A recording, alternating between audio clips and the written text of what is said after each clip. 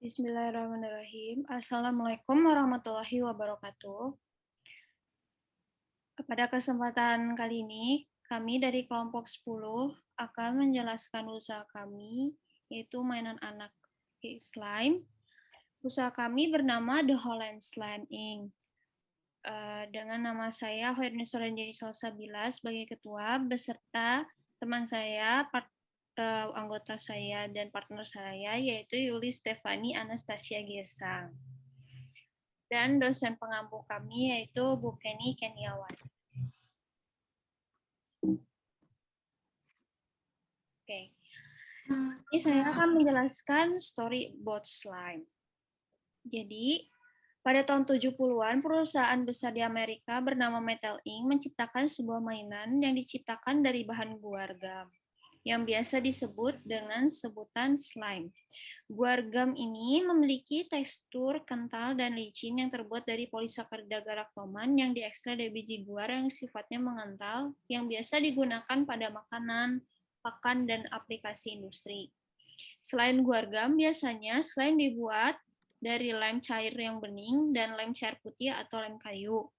Biasanya kami menyebutnya atau biasa disebutnya seperti lem fox, lem uhu, atau lem povina, seperti itu. Mainan slime ini juga banyak sekali disenangi oleh anak-anak pada masa mulai dari 70-an hingga sekarang juga, dan kembali memuncak pada tahun 2016 karena dihadirkannya di media sosial yang diperkenalkan oleh seorang remaja yang membuat video tentang mainan slime. Karena pada tahun 2016 itu sudah maraknya dengan media sosial juga. Nah, kerennya, tren mainan slime ini juga masih bertahan hingga sekarang, masih sangat digemari dan disenangi oleh anak-anak di dunia. Maka dari itu, kami juga ingin mengembangkan slime usaha mainan anak kami, mainan anak yang kami buat di Indonesia. Saya juga akan menjelaskan slime function. Dari fungsi slime itu sendiri, jadi slime juga dapat membantu individu dalam memproses pikiran, karena akan memberikan sensasi untuk menenangkan otot dan pikiran yang tegang, dan juga dapat mendorong kesadaran atau sesuatu yang merupakan kunci untuk tetap tenang di dunia yang bergerak cepat. Slime juga bermanfaat bagi anak-anak kecil karena otak mereka mengembangkan kemampuan motorik halus. Mainan slime juga dapat diubah-ubah menjadi berbagai bentuk yang konyol karena teksturnya yang halus dan menenangkan saat dipantulkan, dipegang, dirobek, dan ditata, apapun yang kita inginkan. Saat tangan dan mata anak dapat bekerja sama dalam melakukan ini, dan motorik halus akan menjadi lebih baik, membuat otot pergelangan tangan dan jari menjadi lebih kuat dan pintar, dapat membantu mereka mencapai tujuan motorik yang tepat waktu. Jadi, mainan slime dapat membantu untuk pertumbuhan anak, dan yang terakhir akan membantu anak untuk mempelajari ilmu-ilmu seperti kelenturan, viskositas, macam-macam cairan, dan reaksi kimia. Selanjutnya, saya akan menjelaskan 5W plus 1H. Untuk 5W-nya, yang pertama ada what. What-nya, jenis usaha yang akan kami jalankan adalah usaha yang bergerak di bidang mainan anak, yaitu slime, yang memiliki tekstur yang lembut dan licin yang terbuat dari white glue dan clear glue. Kami juga akan menawarkan beraneka ragam diantaranya, yaitu original slime, clear slime, glitter slime, avalanche slime, metallic slime, dan slime kit. Begitu ada aksesoris slime-nya. Oh, by the way, kita juga menyediakan 2 slime kit, yaitu ada slime kit tofu dan slime kit original juga. Dan yang terakhir ada ciri khas dari usaha kami. Kami akan memproduksi menu slime yang unik, yaitu pony slime. Biasanya anak-anak juga senang selain unicorn dan LOL, mereka senang dengan kuda poni. Gitu.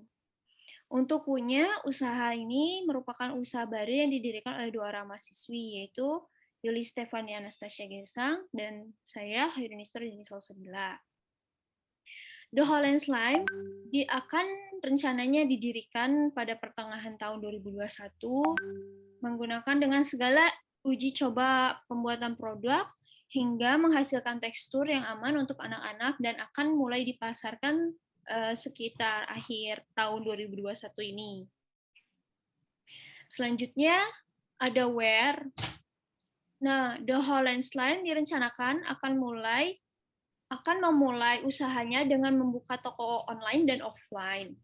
Untuk toko online sendiri, kami akan menyediakan beberapa shop-nya di beberapa marketplace seperti di Shopee, di Tokopedia, Bukalapak, dan Lazada. Gitu. Jika toko offline, kami akan memulai dari berjualan di Car Free Day, CFD seperti Pasar Minggu, Pasar Senen, dan pasar-pasar besar biasanya. Dan membuka di bazar-bazar di mall juga. Kami akan mengusahakan. Untuk poinnya, alasan kami memilih usaha ini karena kami berpikir pada zaman modern seperti ini, sekarang anak-anak lebih banyak beralih ke handphone dan televisi, sedangkan pada era sekarang juga tayangan televisi itu sudah berubah dan berkurang pemanfaatannya untuk anak. Sedangkan handphone dikhawatirkan akan adanya iklan atau tak sengaja membuka dan menayangkan hal-hal yang tidak bermanfaat atau kurang senonoh. Takutnya akan mempengaruhi pada otak anaknya. Maka dari itu, kami ingin meningkatkan kehadiran slime ini di Indonesia.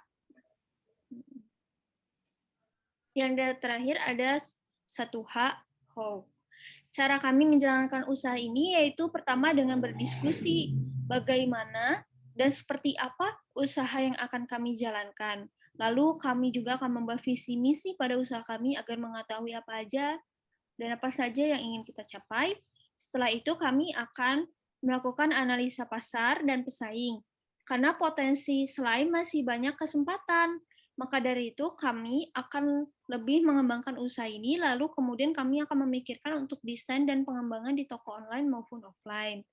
Dan menyisihkan uang tabungan kami untuk mempersiapkan untuk permodalan dan pada anggaran. Selanjutnya akan dijelaskan oleh teman saya, Stephanie. Ya, di sini saya akan menjelaskan analisis SWOT. Yang pertama ada straight. Kekuatan The Holland Slime adalah memiliki yang menarik, unik, tidak mudah bau, dan tidak mudah berjamur. Yang kedua ada weakness. Kelemahan dalam The Holland Slime adalah kurangnya tenaga kerja, sehingga membuat usaha ini akan sedikit lambat dan terbatas. Kemudian ada opportunities. Peluang yang ada di The Holland Slime adalah dapat membuat pelanggan tertarik melalui platform online dan membuat vlog dan channel TikTok dan juga YouTube dapat memaksimalkan pemasaran. Kemudian ada threats. Ancaman yang terjadi di The Holland Slime itu sendiri adalah pemasarannya, di mana sudah banyak toko yang lebih dahulu menjual slime dengan harga yang lebih terjangkau.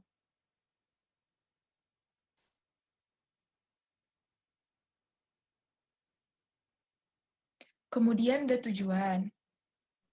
Tujuannya ada 6. Yang pertama, untuk memperoleh keuntungan yang besar. Yang kedua, dapat meningkatkan pengalaman dalam berusaha.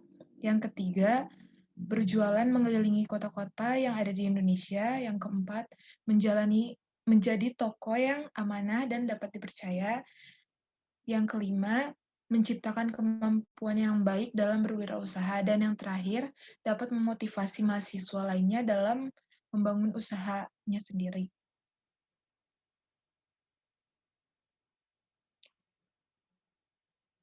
Kemudian di sini ada keunikan produk. Yang pertama, memiliki tekstur yang lembut dan mudah digenggam. Kemudian memiliki bentuk yang unik dan memiliki warna yang cerah. mainan yang awet dan tidak mudah lengket, tidak mudah berbau dan berjamur, memiliki tampilan slime yang anti-mainstream, serta memiliki packaging yang rapi.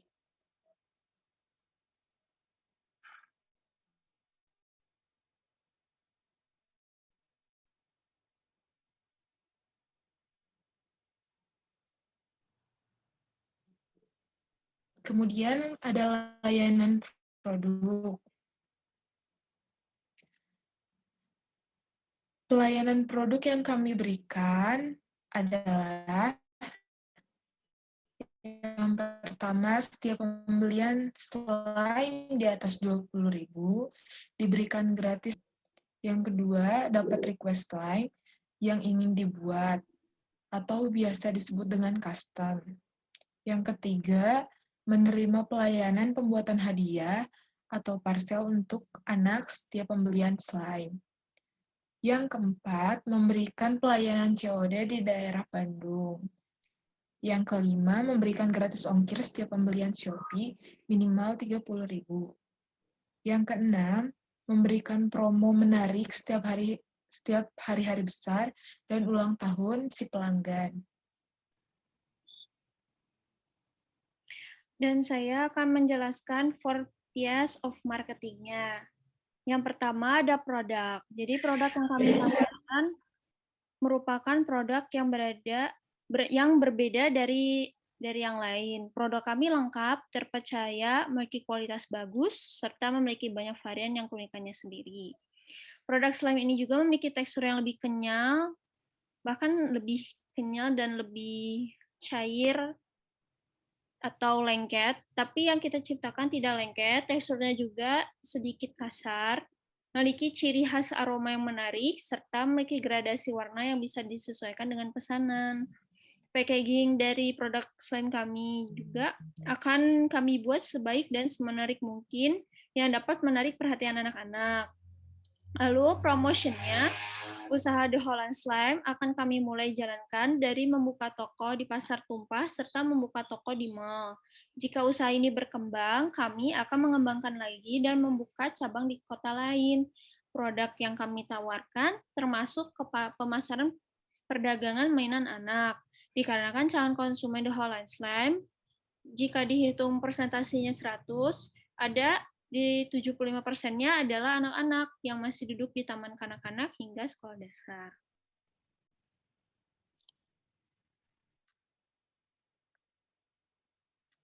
Kemudian di sini ada produk distribution.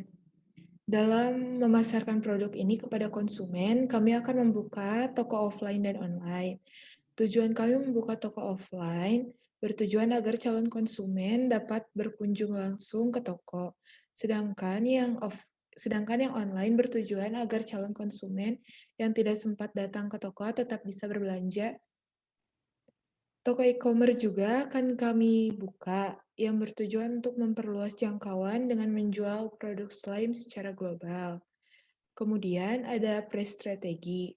The Holland Slime akan menjual produk slime-nya dengan harga yang terjangkau. Produk yang akan kami jual rentangan harga antara 18.000 sampai dengan 35.000. Harga ditentukan oleh jenis slime, kualitas slime, dan desain produknya. Slime yang kami tawarkan memiliki harga yang relatif murah dibandingkan merek yang lain, yang sama-sama menawarkan produk slime juga.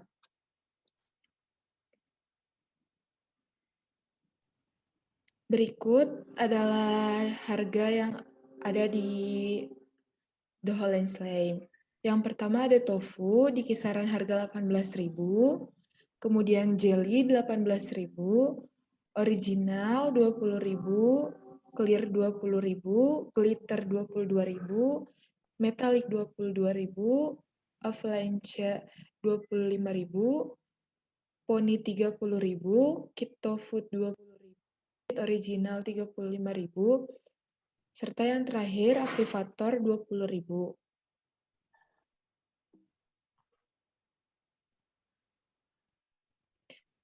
Manajemen. Karena The Holland Slime merupakan usaha yang baru masih akan dirintis, maka sumber daya manusia usaha The Holland Slime masih terdiri dari 2 orang di bagian CEO dan 1 orang di bagian marketing. Kepanjangan dari CEO adalah Chief Executive Officer, yang dalam bahasa Indonesia disebut Direktur Utama. CEO di sini bertugas merencanakan, mengelola, dan menganalisis segala aktivitas fungsional. Marketing di sini bertugas untuk memenuhi kebutuhan serta keinginan konsumen.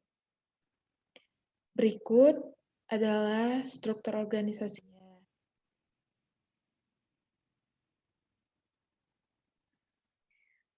Dan di sini saya akan melanjutkan lagi dengan materi tentang keuangannya. Di sini ada laba rugi dan hasil target penjualan yang ada di tabel ini selama hasil penjualan selama 6 bulan.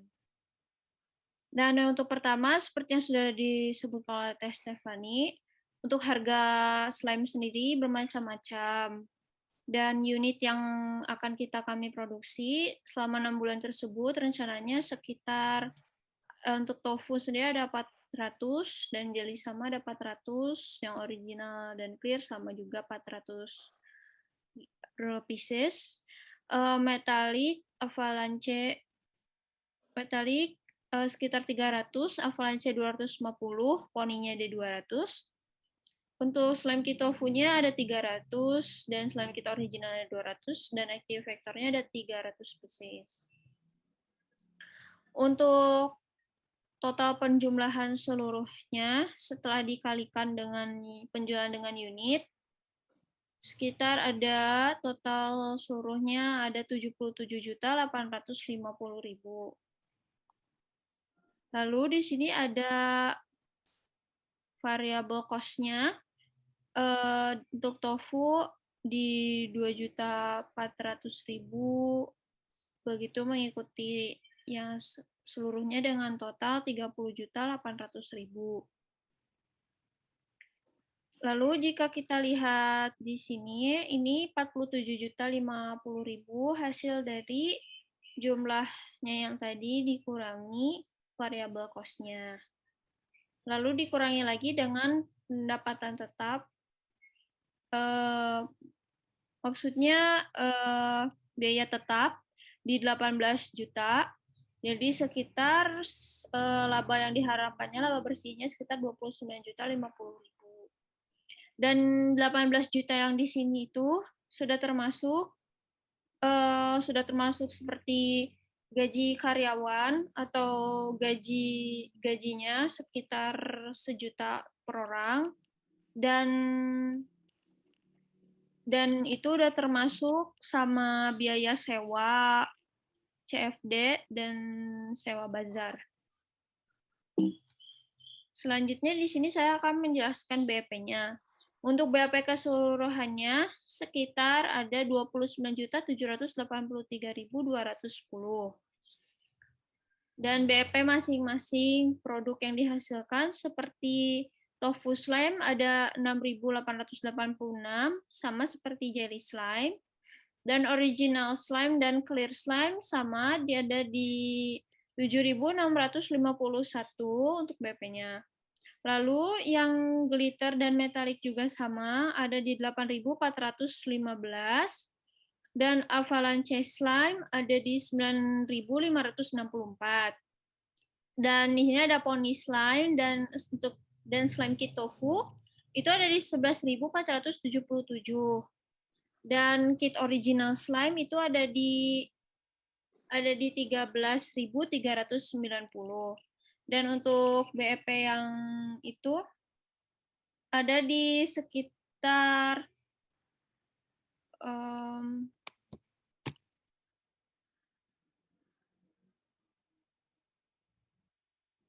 sekitar 7.651. Dan di sini saya akan menjelaskan resiko-resikonya.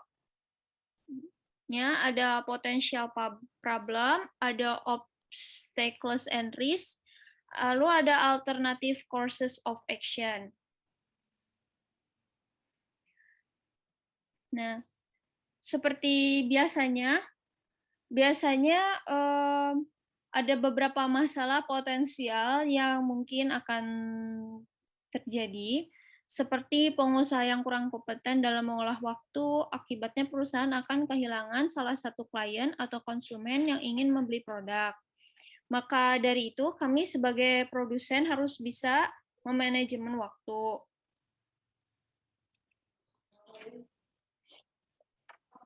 Menurut kami juga, konsumen adalah raja.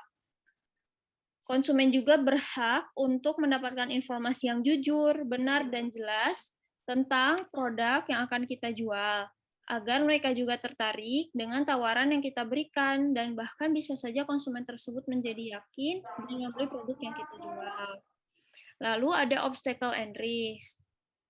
Lalu hambatan yang kita khawatirkan dalam usaha ini adalah pada saat banyak produsen slime yang lebih kreatif, up to date, dan harganya lebih terjangkau, sehingga mempengaruhi pesaing produsen lainnya karena merasa lebih tertandingi. Akibatnya, para konsumen akan lebih tertarik pada produk yang murah dengan kualitas yang bagus. Lalu yang terakhir ada alternatif tindakan atau alternative course of action.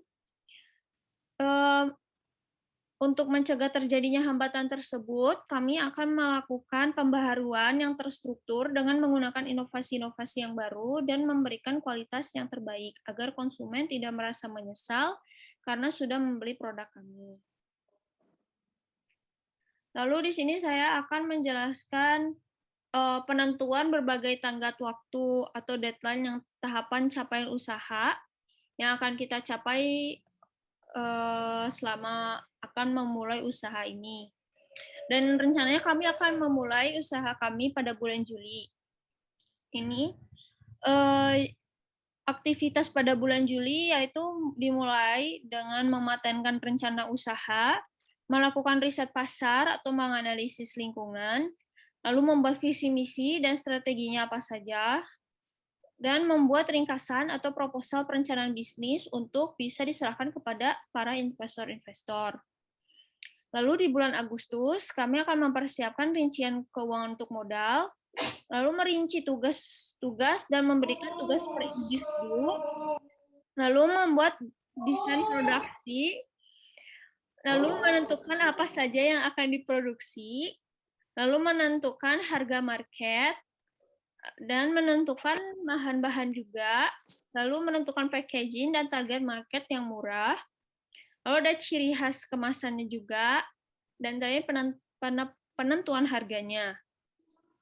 Lalu pada bulan September kami akan mempersiapkan untuk persiapan produksi. Kemudian saya akan menjelaskan tentang bisnis model Canvas di The Holland Slime. Yang pertama ada key activities.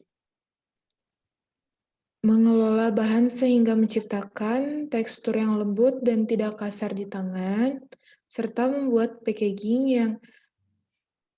yang aman dan menarik dilihat oleh anak-anak. Kemudian ada key partner. Yang pertama adalah toko alat tulis atau bahan bangunan, yang kedua ada toko mainan, yang ketiga ada toko parabot, dan yang keempat ada toko plastik. Kemudian ada channel. Yang pertama ada media sosial, kemudian ada marketplace, serta ada official store. Kemudian ada customer segment yang terdiri dari anak-anak dan remaja. Kemudian ada customer relationship,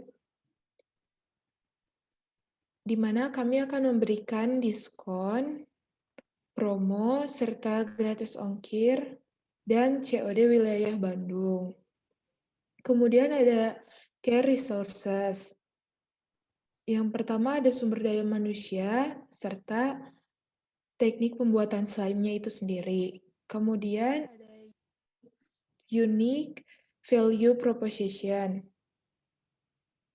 Yang pertama ada tofu, memiliki tekstur yang seperti puding, mudah terputus, dan memiliki warna yang soft.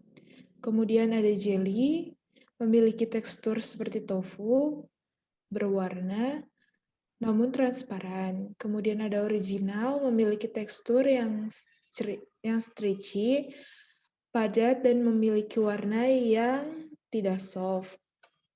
Kemudian ada clear, memiliki tekstur yang padat dan memiliki warna yang transparan.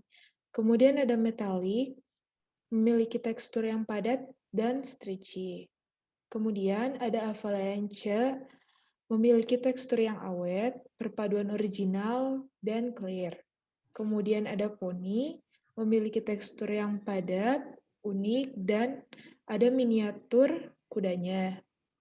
Kemudian ada paket pembuatan slime, serta kit original, paket pembuatan slime juga. Serta ada aktivator, cairan pengental, pembantu, terstruktur slime. Tekstur slime. Kemudian ada cost struktur. Yang pertama ada pembelian aset, yang kedua ada pembelian bahan baku, yang ketiga ada pembelian bahan pembantu, yang keempat ada biaya gaji, yang kelima ada biaya produk lain-lain, dan yang keenam ada biaya pemasaran, serta biaya transportasi. Yang terakhir ada revenue streams, yaitu penjualan mainan anak slime. Sekian presentasi dari kelompok kami. Mohon maaf bila ada salah. Terima kasih. Akak.